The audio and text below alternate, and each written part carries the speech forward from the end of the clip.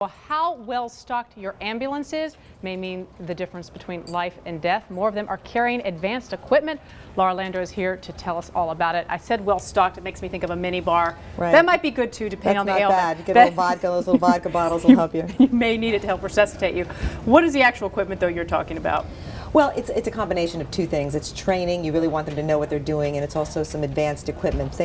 Everything from like the quick clot bandages they use on soldiers in Iraq to these very fancy monitors that have defibrillators, and they check things like your CO2 to see if you're breathing correctly. They see if the chest compressions that are being done are correct, and then they transmit something called a 12-lead EKG, which is a really sophisticated electrocardiogram picture that goes right to the hospital to say if you're having a specific kind of heart attack that you need to get right into the cath lab.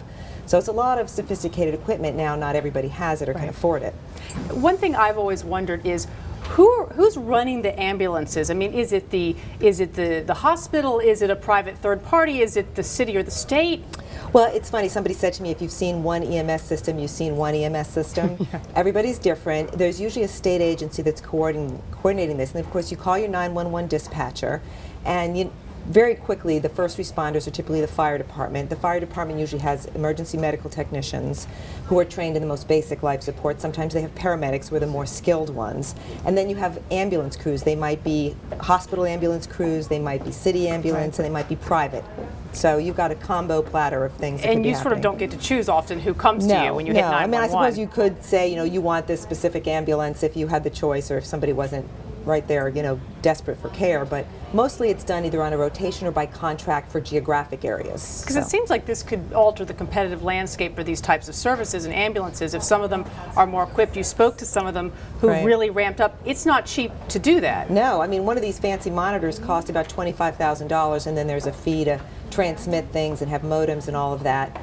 But, as you know, healthcare in some communities is better than in others. I mean, there are statistics out there that show you have a better chance of surviving, the best chance probably in Seattle, Washington, and maybe not such a good chance in Detroit. So, there are different economic issues in all these communities that will maybe have some effect on your outcome. Now, where I live, it's a volunteer, and I live in the middle of the country, it's a volunteer ambulance corps.